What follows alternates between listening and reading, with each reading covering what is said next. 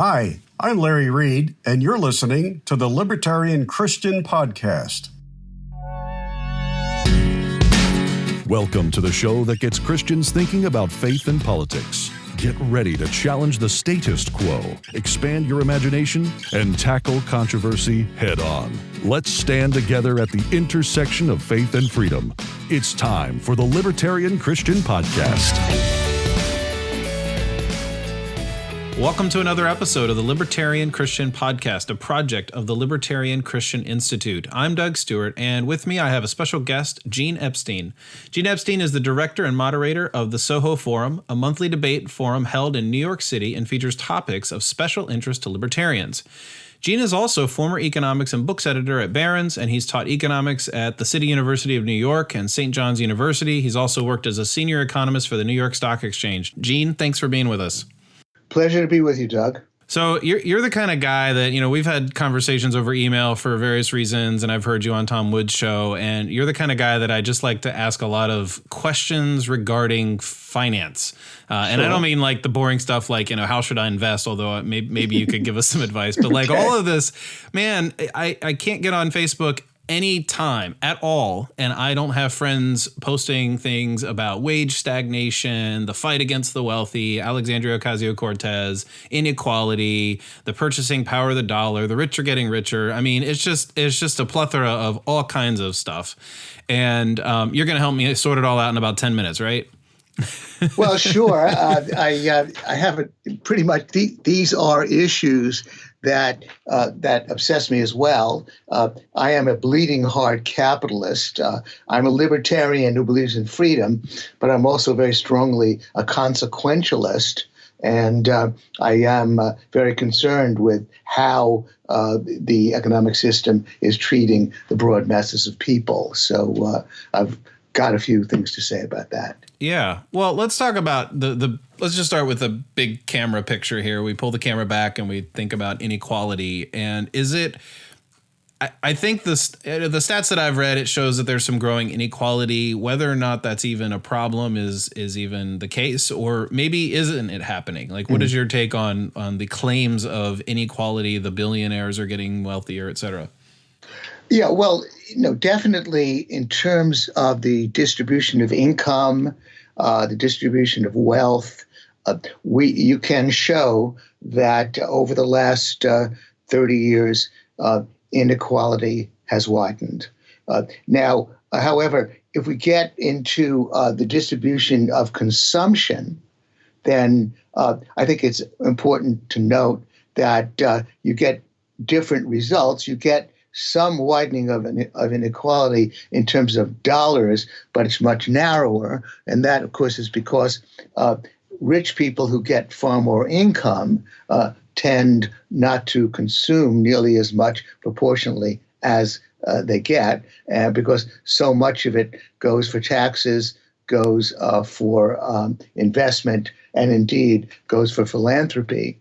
And so the distribution of consumption in terms of dollars is much narrower. The bottom half of the population accounts for about 1/3 of all consumption. The bottom 4/5 accounts for nearly 2/3. Now, obviously, that means that the top fifth accounts for a little more than 1/3. So that's unequal, but it isn't nearly as stark in terms of dollars as the distribution as the widening distribution of income itself suggests. But then there's a third issue, which I think is more subtle, but nonetheless something that we should all look at, which is that, for example, economists like Don Boudreaux and others point out that money is less important, and of course, oftentimes a bit confusing, because when we talk about how far people have gone in life, we have to use price indexes because there's always inflation. There's nominal incomes, and then there's price indexes,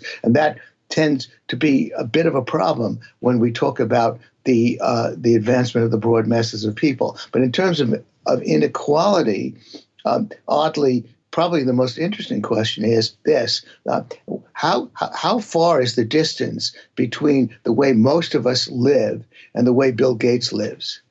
And oddly, if you actually look at the things that we all take for granted, or even the fact that people who are technically in poverty today, about nearly half of them own their own home. Most of them have air conditioning. That the distance between the material standards of life between most of us, the vast majority of us, and Bill Gates or Jeff Bezos is possibly narrower in terms of subjective understanding of what goods and services mean than ever before.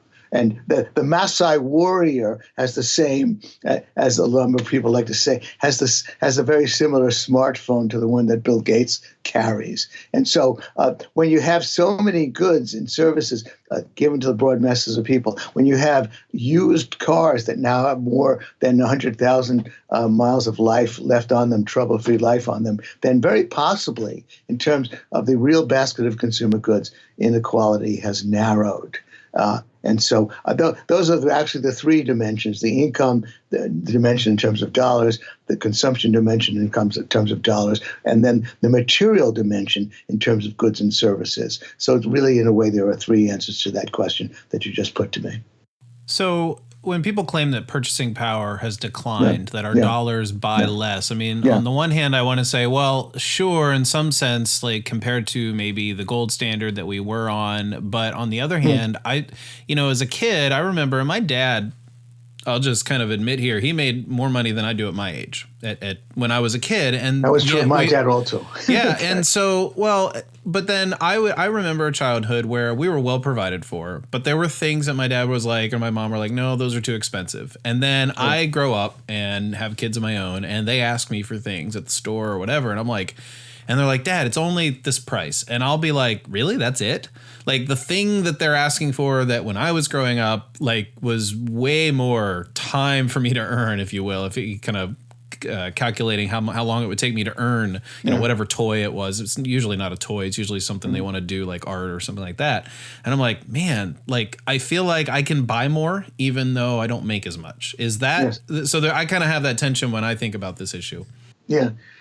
Absolutely. And well, indeed, I think what you're suggesting is that probably the most fruitful way, which is, of course, cumbersome way, but in a way cuts through the difficulties of dealing with nominal incomes that we earn and price indexes. Because in order to arrive at real estimates, we have to use price indexes to deflate nominal incomes. I want to get to that part of it in a moment, but I want to address your point directly, because you seem to be suggesting what any look at the basket of goods and services, the houses we live in, to the apartments we live in, the cell phones we own, the cars we drive, the air conditioners we own, all of the material conditions of life is defined by those baskets of goods, and it's very clear that the vast majority of us live at a much higher standard than, for example, the vast majority lived in 1970. And so I think that that requires a lot of research, and a lot of it has been done. I always like to see it updated, but there seems to be little question that if we look at that part of it, then it's compelling that we are the vast majorities are living better than ever before. Now, I do use price indexes. I do use nominal incomes. I've been covering the numbers for more than 30 years, and I know that many libertarians believe that price inflation has been much worse than the official numbers suggest. I've tried to hunt this down. Part of, by the way, the reductio ad absurdum. I mean, there was the absurd implications of the idea that prices have been rising by 5% and 6% a year, as has been suggested by some, would mean that if if you deflate the GDP numbers by that price index, by a 5 and 6% price index, then you find that output has actually declined over the last 10 years, that there's been no growth at all. And so most people appreciate my point when I make that if you place any trust at all in the recorded numbers, we know obviously that more than 20 million, there's been a 20 million growth in the number of jobs over the last 10 years. And we know that from universal counts. We have all kinds of evidence that there's been reasonable amount of economic growth over the last 10 years, and yet if you believe in a 4 to 5% price index, that it is virtually flat. Now I use one shorthand. If anybody asks me, well, look at a wage and look at a price index. And so the one I use if I have that simple question is I take the official number, the average hourly wage of the lower 4/5 of the workforce, lower 4/5 in terms of pay, defined as production and non-supervisory workers, about 80% of the workforce, excluding the better paid 20%. So take that average hourly wage, which goes back for decades, and deflate it by the personal consumption expenditures deflator. Now that PCE deflator is the one that's used by the Bureau of Economic Analysis to deflate consumer spending. And arrive at real consumer spending. Combine the two, take that wage and then deflate it by that standard measure, and you find that the average hourly wage in real terms is at a record high.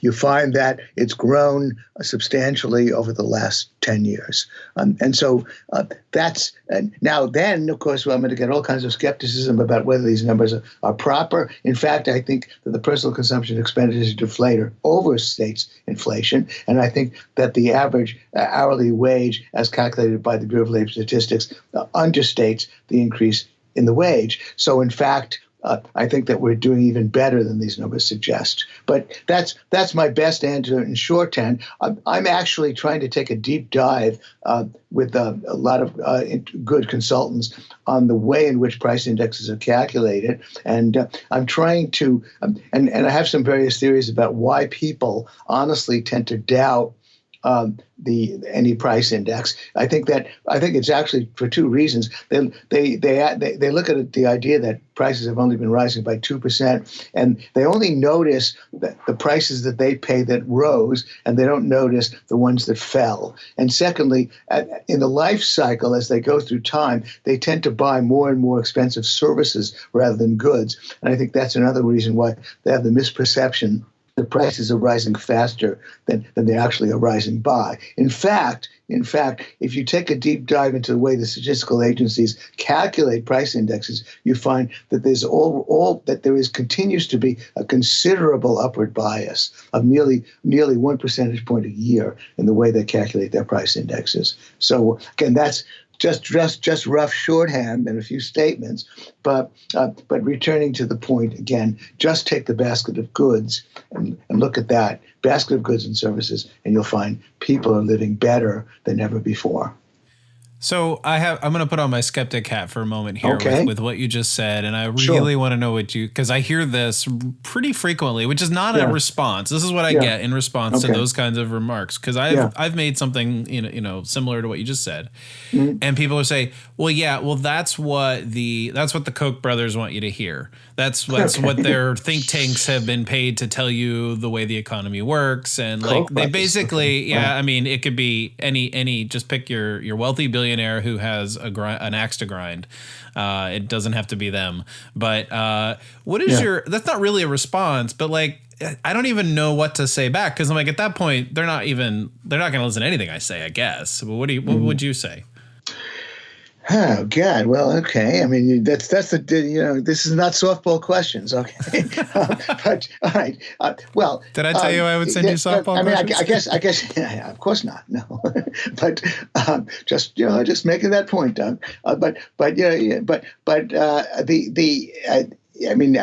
I guess one sort of oblique response would be to say that I have no special horse in this race in this sense. I see a lot to complain about While I do believe what I just said, that standards of living are higher, I do think that the performance has been terrible when you consider what could happen if we really unleash the free market. I'm open in this sense. I do see what number of people report to me, that, for example, we have a huge increase in restrictive licensure in factors that make it harder for people to shift jobs, to become cosmetologists, manicurists. I protest that women in poor areas should be able to arrange divorces for other women and not have to go to college or to law school, because those things can be learned on the job. I think it's horrible the way labor mobility is limited, which makes it difficult for people to earn a decent living. The other horror is the way progressive communities like San Francisco and New York jack up the price of housing so that it's difficult for labor to move to New York or to San Francisco and take advantage of better jobs. So that if I were to find that by any measure, the measures that I just mentioned, if we look at the basket of goods and services, people are living no better than they did before, then I would be open to that. But the reason why I'm skeptical is that if you look at all the fortunes that were made over the last 20 years, it's the usual story. You only make billions by selling goods and services to the masses. That's true of Jeff Bezos. It was true of Steve Jobs.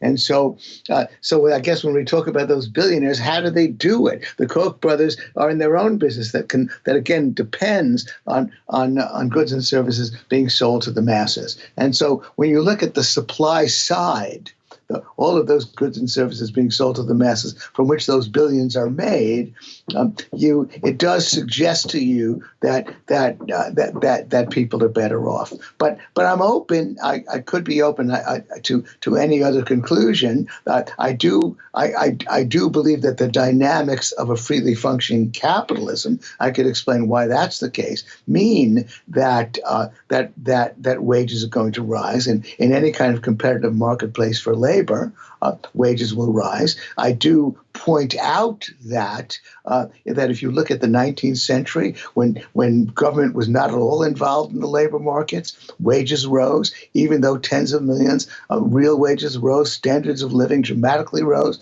Everybody knows that. If you compare the way the average person lived in 1870 to the way people lived, say, in 1920 or 1925, when the government wasn't involved, we can point to the fact that it was only when there was market liberalization in China, starting in 1980, that people climbed out of dire poverty. We can compare East Germany to West Germany, fundamentally capitalist country, like capitalist part of Germany, like West Germany, versus the East, holding the culture constant, and look at the stark difference between the way a mainly capitalist economy delivered versus the East Germany, where they had mainly socialism, or of course the tragedy of North Korea versus South Korea. But if things have changed, then it may be because, as I said, because we have had a decline in economic freedom since 2000. However, if you take an honest look at the numbers, at the way goods and services are allocated to the broad masses of people, the cell phones, the better cars that people drive. The fact, again, by the way, if you just look at poor people and what they buy, of course, we have this strange phenomenon, but poor people, for some reason, spend 150% of their income. In other words, if you match what the poor buy compared to what they officially get as income, you find that they're spending 150%. And how do we resolve that? Well, partly because many of them have jobs on the side, and we also resolve that by pointing out that maybe the prices they're paying are lower than we think. So the evidence is pretty much everywhere that people are better off. And put it this way, I know that Hitler wasn't a vegetarian, but officially he claimed he was. And so I would say to the vegetarians, let's say Hitler was a vegetarian. Is that in itself an argument against vegetarianism just because Charles Koch agrees with me. Is that in itself an argument against my case? Maybe people that you don't trust agree with me. So what? Let's evaluate what I'm saying on the basis of its merits. Yeah, well, and you demonstrated that with your answer. You just went back to the numbers, so that's a good answer. Okay. So you don't need softball questions, Gene. You're a slugger, man. All right, thanks for the encouragement. So you mentioned supply side a little bit ago, and I've had I would say conversations with people who kind of mock the whole concept of supply side economics and trickle down economics, and saying, if we just give billions, quote unquote, give billions to the wealthy, then the economy will just be, after a few years, it'll trickle down and everybody will be better off. And yet one economist told me that trickle-down economics is just a pejorative term, it doesn't really exist. It's just something the left wants to make up to make us sound like we're all about, favoring the wealthy only. What's your take on those two things? Well, first, I gather that the term trickle-down I don't think anybody knows who coined it, but I guess it came from economists or people or politicians or media people who wanted to belittle any aspect of the idea of trickle down. So it is a kind of a pejorative way of putting it. It's your New Testament. What is it? Who's the woman who said to Jesus, I take the crumbs that drop from the table, or something like that. Yeah. It's kind of a way of putting it that immediately makes it look as though the capitalist is the lord who's throwing a few bones to the worker, and so it's not any kind of way I would put it. But let's use the term trickle down. It does have two meanings. As far as I can see, and one of them is nonsense, and the other does make a certain amount of sense. The first one, that's nonsense, which Thomas Sowell railed against, which I guess the trickle down people try to apply, is the nonsensical part of it is the way a capitalist enterprise works. Sowell made the point that when you run a business, the workers get paid first. The goods or the services have to be produced, has to be put out there, and then you wait for the revenue to come in, and you hope you make a profit. So Sowell's point was only that this turns the capitalist process on its head. Obviously, the whole point is that you weren't. When I was working for News Corp or for Dow Jones, I got my wage.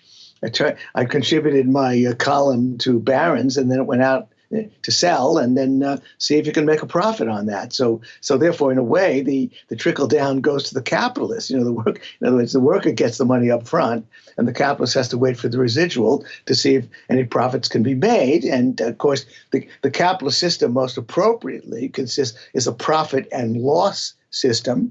Profits encourage risk taking, but losses encourage prudence. And the capitalist hopes for profits, but often incurs losses and often has to go out of business. And so the trickle down concept is nonsense when it applies to that, because again, it distorts the basic process whereby people are paid up front and the capitalist takes the risk to see if it can make profits. So that's the nonsense part. The part of it, I guess, where it's mostly applied to, but maybe people who read up can tell me better. It's mostly applied to tax breaks, I guess. Now, in the case of tax breaks, it obviously does make a certain amount of sense a priori, which is only that if you give a tax break to somebody whose savings and investment rate is 1/3 versus giving a tax break to somebody whose savings and investment rate is 1/10, then more than likely, then what will happen is if you give the tax break to the person with a much higher rate of savings and investment, then you'll get savings and investment from that tax break versus giving the tax break to the person who has a much lower savings rate. And so if that's trickled down, then it does indeed make a certain amount of sense that certainly the tax break to corporations, especially that Trump bestowed, especially when the corporate income tax was so much higher than in most other countries of the world, that probably has accelerated investment. And indeed, by the way, capital investment in 2018 as a percentage of gross domestic product was at a record high. And so it's not belied in the numbers at all. But of course, that doesn't solve the matter completely because, of course, progressives will have all kinds of other measures of what kind of tax breaks you want to give. Do you, because clearly if you care about, giving breaks to people of limited means, and that's a very different criterion. But certainly there's no denying that there will be an investment effect if you give a tax break to people or to corporations that have much more of a tendency to invest the money than have a tendency to just consume the money. I guess the consumption part of it comes from the Keynesian fallacy that consumption is somehow or other what powers the economy. There I like to tell the joke about how Robinson Crusoe leaves the island and he's interviewed by the media, and he's asked, how did you survive on the island? And he says, well, I consumed, and when the economy slowed down, I consumed some more. So clearly you can't consume in order to produce. What the Crusoe economics applies to real economics. So the trickle down, if the trickle down is just saying that if you give a tax break to somebody with more of a tendency to save and invest, then it will be more of that tax break will be invested, and the investment will go to others because investment, by the way, the first dollars of that investment actually do go to workers. Because that's the nature of capitalism. You have to produce first, and you have to employ people to produce the goods or services you're going to sell, and then you wait for the profits to come in. And so all of that part of trickle down economics has some validity. Well, that just kind of leads me to the next question. The rich hoarding their wealth. I mean, you're referring to an average of 1/3 savings and investment, the wealthy are going to be doing that, of course, more than middle class would, or even the upper middle class. But is that the same as what the left often says is they're hoarding their wealth? I mean, forget the maybe sending it overseas kind of scenario, but I've read these articles, and I've just read the headlines because I'm like, I don't really want to read these, but it's along the lines of these companies just did stock buybacks, and now the CEOs and the board and the top brass of these companies are the ones that are reaping the rewards, and it's not really going to the worker, et cetera, et cetera. Yeah. Well, again, to unpack that one, first, let's admit the worst. Obviously, maybe Tom Cruise does get too much. I mean, he's probably a billionaire. Maybe others like Oprah Winfrey get too much, paid too much, and maybe the CEOs are getting paid too much. It's a quote. I'm putting that in quotes. I think there is a certain fetish on the star system in all institutions. Maybe it's exaggerated. It has its counterpart in the myth that William Easterly, the economist, exposed, the idea that you're going to attribute the fast growth in any economy to the politicians in charge, a certain cult of leadership. A friend of mine was saying that actually the idea of a bankable movie star doesn't hold up empirically, that it's an illusion. So let's assume and let's agree that maybe there are a lot of people who are overpaid, and when overpaid in the sense that that if institutions we have were a little bit more rational, they wouldn't be paid quite as much as they are paid. Now, I began by answering your question about the distribution of consumption, and indeed, the distribution of consumption is unequal. And Tom Cruise and Jeff Bezos and Bill Gates and the rest of them live better than the rest of us lived. Although, as I've also said, they have larger houses, and they have certain amenities we lack. But in terms of what's important, one wonders whether inequality is narrower than ever before. But now get to the next part of what you talked about, which is hoarding. The idea, I mean, if Bill Gates or is hoarding, now obviously what he does with his money is he basically donates it. If Bezos is hoarding his money, He obviously is not doing that. But let's say somebody does hoard $1 billion worth of money. It doesn't do any harm. It's hoarding. By hoarding, I presume that presumably means that they actually do have these mattresses of $100 bills, and they sleep on these mattresses. Maybe that's a night. Maybe they're nice mattresses with $100 bills in them, and they do nothing with all that money. But all that means is that it's just subtracted from the money supply. It doesn't get consumed. It doesn't get invested. It's just nullified. It doesn't get in anybody's way. But what they're really doing, I mean, maybe we don't want to go down that route because it's a complete fantasy, but I do insist, of course, that people, Silas Marner in the novel Silas Marner by George Eliot did indeed, he put all his money in gold and he kept it in a basement. So there are indeed some crazy misers, but if we were to unpack that one, they really are doing no harm. They're simply retiring money from the rest, and that means, of course, to the extent that they don't spend it, that means insofar as that's concerned, prices are lower. Prices of everything are lower. Stocks prices are lower. So we can cherry pick cheaper prices of consumer goods and stocks, and because those people are not spending their money, they're just hoarding it in mattresses. So that in itself is not a problem anyway. However, we do know that as a practical matter, rich people like to put their money to work for them when they're not giving it to government and when they're not giving it away to charity. Then they like to invest it. And the buyback craze, in terms of the obvious dynamics of buyback, the company buys back its stock, and let's say it buys back $1 billion worth of stock. The $1 billion goes to the shareholders who want to sell their stock to the company, and that $1 billion in the hands of the shareholders is probably invested elsewhere. Maybe some of it is consumed, but since these shareholders tend to be well-heeled investors, they're probably reinvesting it elsewhere.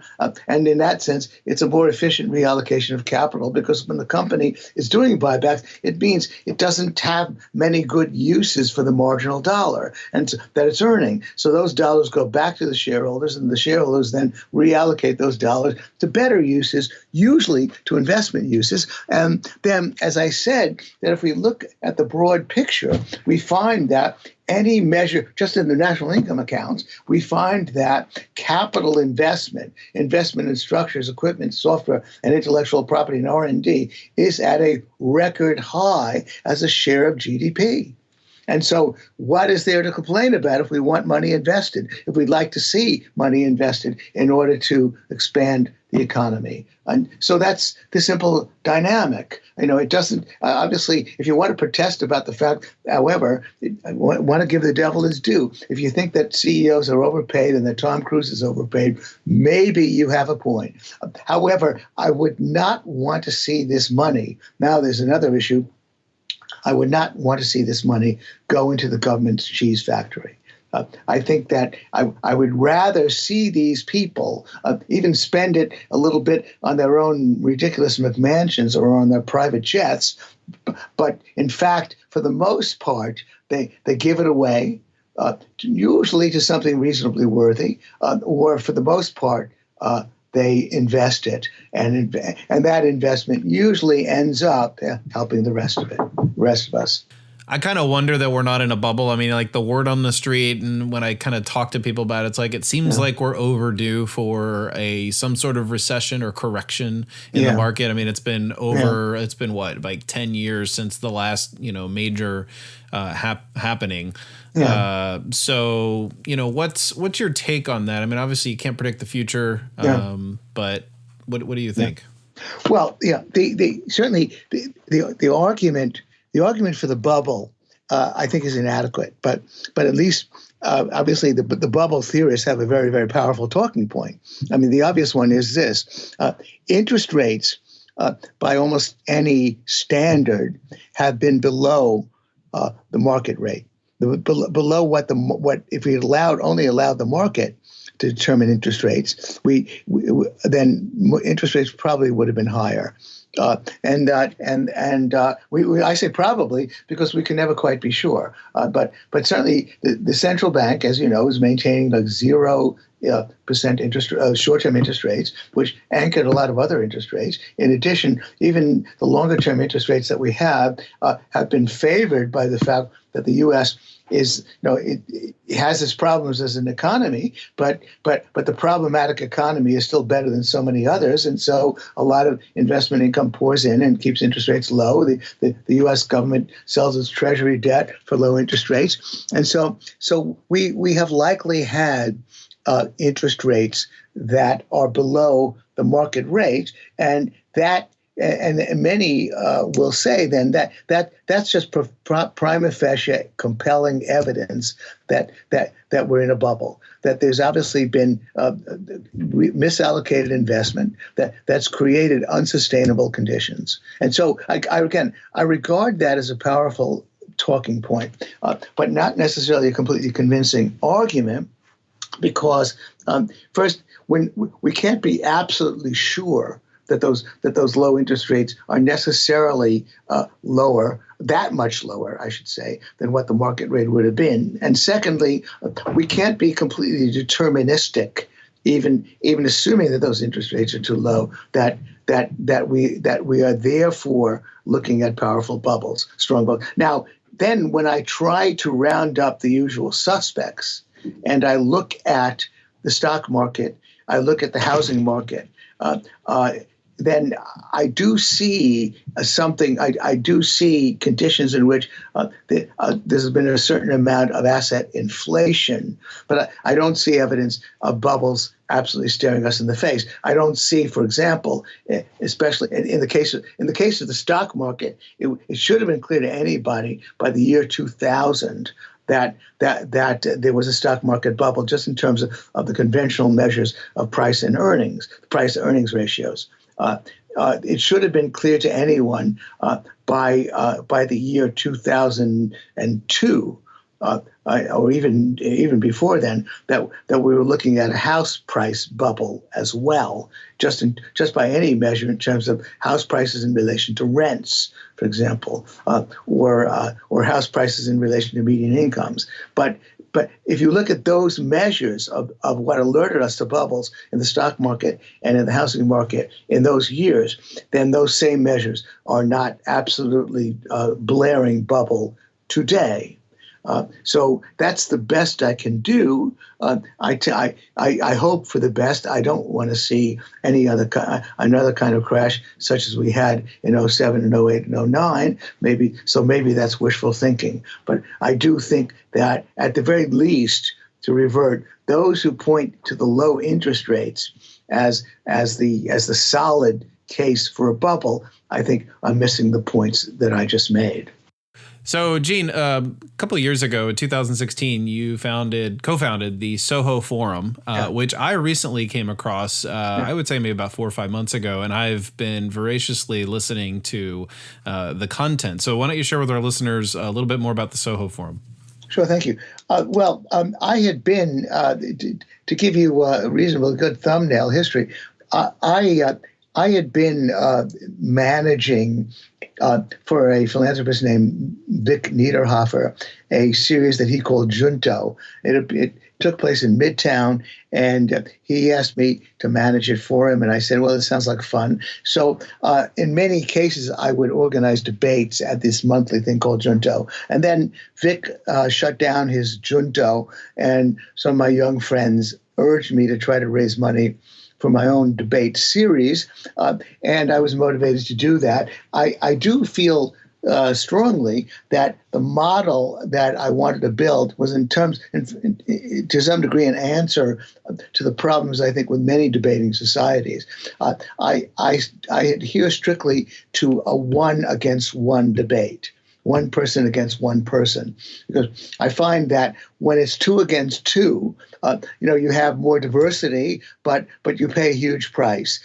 It's very difficult to get each of those pairs to actually coordinate in terms of what they say in the debate. On top of that, each of those four people gets far less time to make their points. And so I thought of that as a broken model. And so it's always one against one, because then each person knows if there's going to be anything said on your behalf in terms of this resolution, then you've got to say it. The burden is on you. Each person then can talk. The introductory remarks are for at least 12 minutes, 12 to 15 minutes, so that you get adequate amount of time to talk, not just in sound bites. I mean, you listen to the Tucker Carlson show, it's a dizzying ping-pong game where people are just sort of shouting epithets at each other across a divide. It's no debate at all, but people get, in the debate I've got set up, which is going to be the standard, 15 minutes for the affirmative, 15 minutes for the negative, then 5 minutes of rebuttal for each side. So they get uninterrupted time. Then they go to the Q&A, and they can ask each other questions, and then they go to summaries, so that there's Q&A and time for people to respond to each other, but there's plenty of opportunity for them to establish their case, so they can talk in paragraphs and not sound bites. And then on top of that, I do Oxford-style voting, which means that you vote, the audience votes through a special app for, against, or undecided on the debate resolution. And then after the debate is over, they vote once again, and whoever moves the vote in his or her favor, technically wins the debate. So this then becomes a sort of theatrical occasion, which is the reason why, once I started the Soho Forum and raised some money from the great philanthropist, by the way, named Don Smith, who is a special friend and a great guy who launched me. Then after a few debates, I found that we're getting so many people showing up for the theatrical evening and for the fun of voting for and against on the resolution, that in order to manage the crowds, we started to charge for admission. And now the standard admission is $24 a ticket in a hall that seats about 200, $12 for students, and we generally sell out almost every event. And Reason Video adopted us, and we started recording the events early on. Reason Video adopted us and now releases our videos on podcast and on video. And I've had over 40,000 hits of views for the podcast, for the video I did, in which I debated Baskos and Kara on socialism. For our debate on Bitcoin, we have had 450,000 views, because that's off the wall. We're going to have a debate on climate change in May. We're going to have, in April. We're going to have a debate on whether the robots are taking all our jobs in August. I'm going to have another debate in November on socialism. I was accused. I debated Baskos and Kara. I was only 29 years old, and I was told I was picking on a young guy. So I'm now going to debate a guy named Richard Wolff, who's actually even a little bit older than I, so I won't be accused of picking on somebody my own size. I'm not picking on somebody my own size. So that'll be me in November debating Richard Wolff. Go to thesohoforum.org, and you'll see we have debates booked through November of this year. And then if you're in the New York area, or if you find a good excuse to come to New York, coincide it with an evening at the Soho Forum. So I hope you can all come.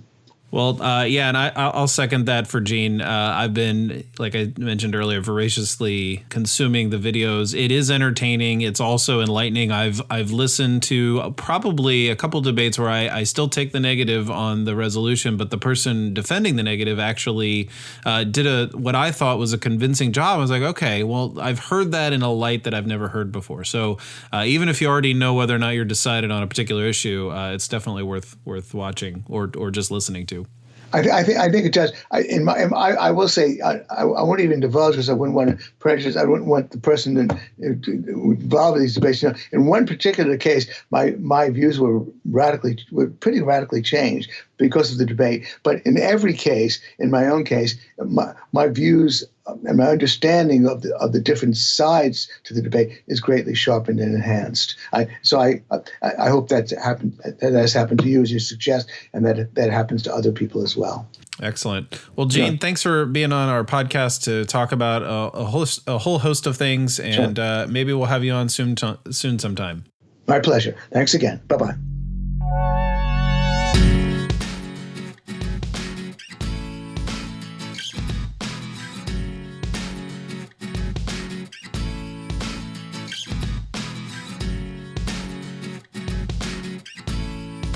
You can also reach us at LCI Official on Twitter. And of course, we are on Facebook and have an active group. You are welcome to join. Thanks for listening, and we'll see you next time.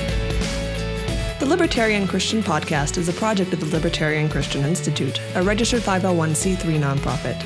The audio engineers were Doug Stewart and Jason Rink, and voiceovers were by Matthew Bellis and Caitlin Horn. If you'd like to find out more about the LCI, please visit us on the web at www.libertarianchristians.com.